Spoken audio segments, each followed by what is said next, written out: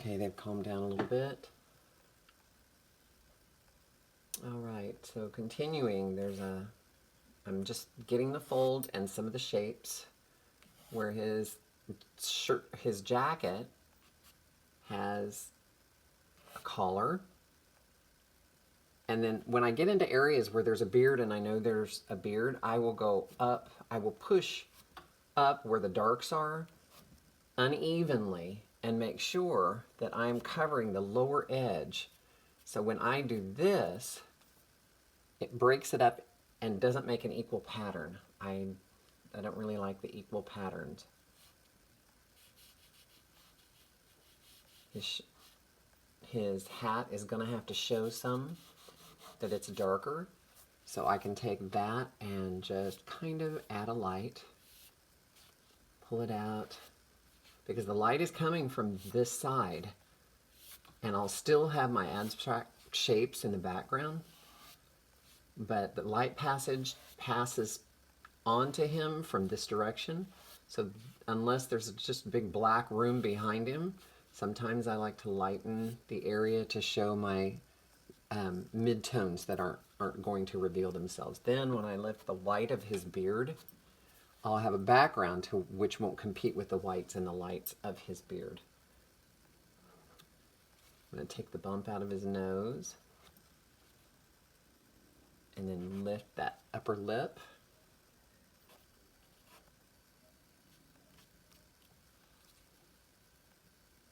I know anatomically there are things that show up that are not in my overexposed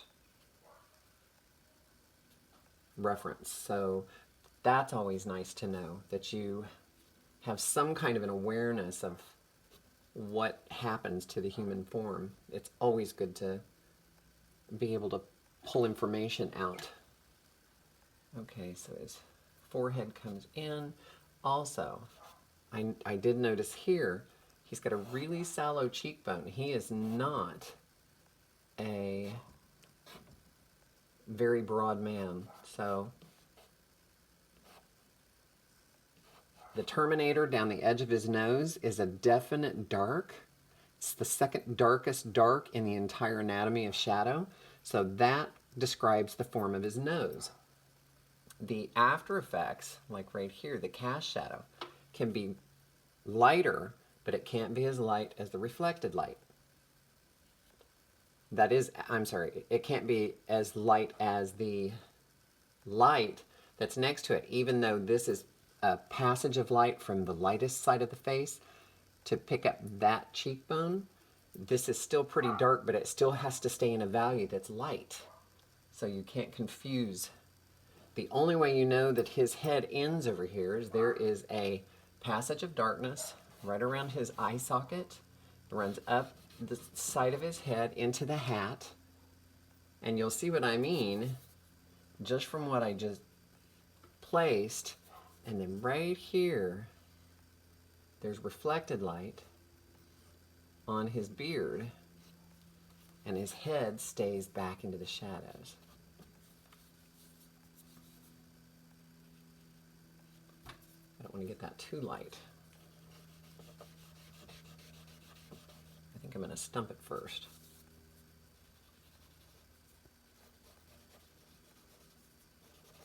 I'm going to stump that whole area so I can pull that light out for you.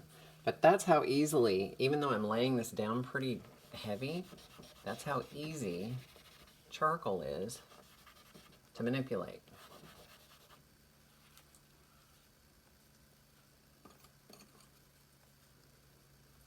I'm going to try this other piece. Sometimes if I can't get the dark I want out of one piece, see the difference between this piece of charcoal and that piece of charcoal? Sometimes different brands of charcoal are more successful than others. So there's cast shadow off the bridge, or off the end of the nose. So suddenly I'm getting the darks I want out of this.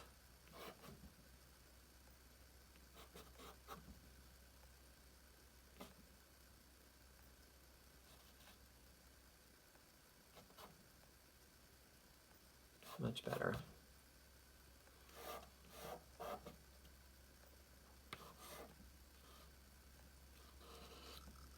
Yeah, I don't know what the difference is in charcoal. Just sometimes you have pieces that are not quite as dark.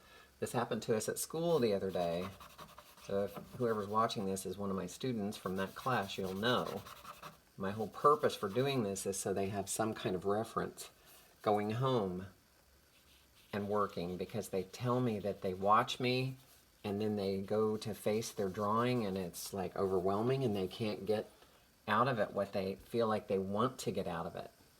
Okay, so I have pressed in my darks. If I am happy with these, I'm not going to mess with this again. I don't want to. Shouldn't have to if I don't want to. But I have to be confident enough that my drawing is there. So now I can use this stump as a lifter. So I can wipe it off clean and start lifting areas that I know are going to be in the final phase of this a light. I can also use this to draw. I can either pick up dirty charcoal off the base of my tray. I can pull charcoal that's already there. I will put his eye back in because it's usually the last thing I do in the darkest dark. I can pull that whisker area out. I can pull the lower lights out on his lips. I can give texture with this that I can't do with other things. And I try to be creative, a little bit creative, with the tools that I use. I try really hard also not to be too uniform. Remember that the human eye will pick up a pattern, and you don't always want there to be a pattern. It distracts from the drawing. If you get uniform marks across your paper, they show up oddly as like a checkerboard. Okay, now there is a light around his ear that shows that this is his ear folded.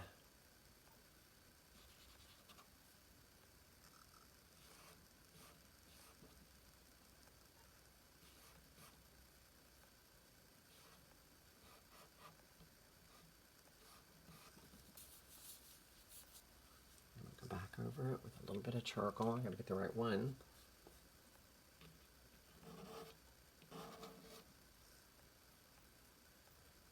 Now I also have the right to make my drawing different. I do not have to slave over an exactness.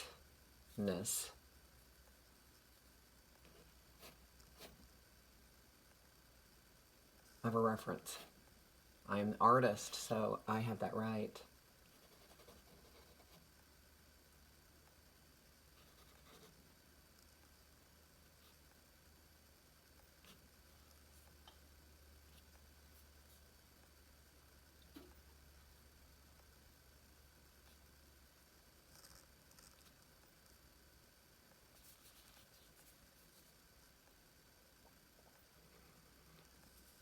Eyelid. Now on the other side, it's a lot darker, so I cannot lift with the same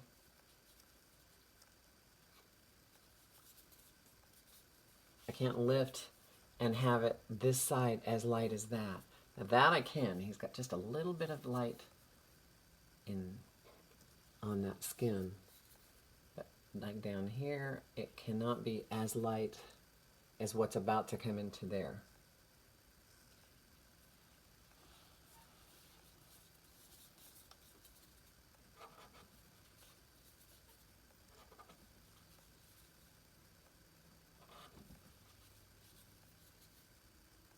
Deliberate and intentional marks.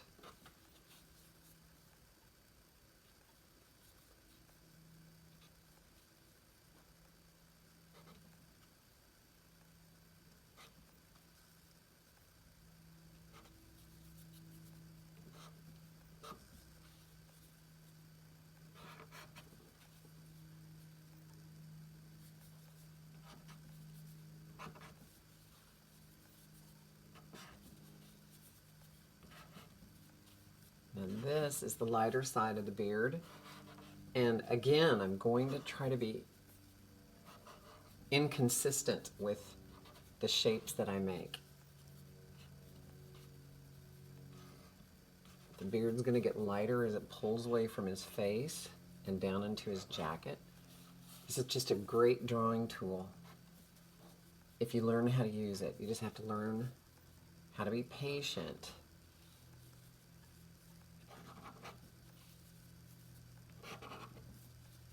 And practice.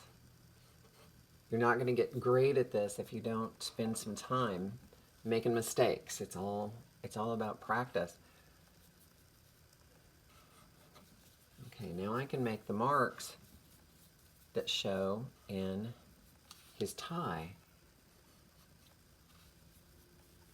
There's a turn of the fabric that makes that really, really nice. And it shows up like a beacon because probably it's a silk or shiny tie. And again, I'm not going for my highlights. I am still working at just the light plane, center light. I've got halftone and center light going on, not detailing anything yet.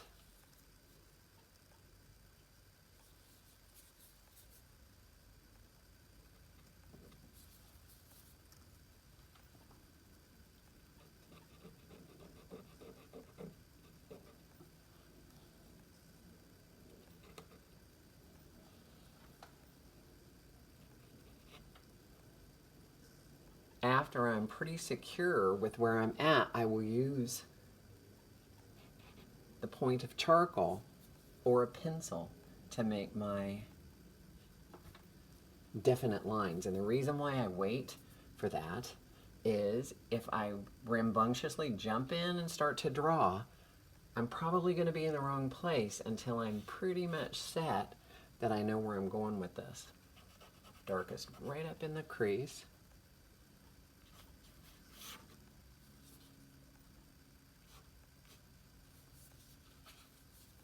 And then right past the tie casts its own shadow onto the jacket. The beard and the head casts its own shadow onto the shoulder. So this is going to be some of the darkest dark.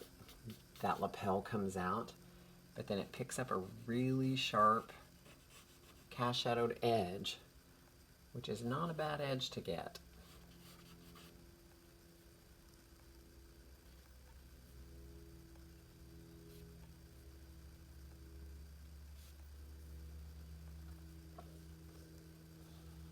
I'm going to continue on like this, just finding those little places where I can pull out light. Now the jacket is darker than the tie, I'm assuming, because of the way it's photographed and the way it shows up.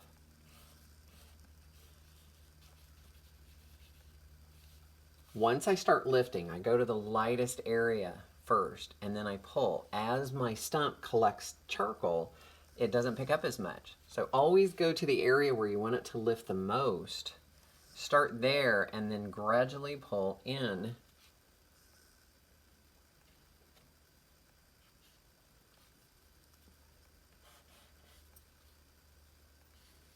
Or pull out. Lift like that. Start at the lightest light that you're going to be lifting and gauge where you're going with this from that. If not, you're going to pull too much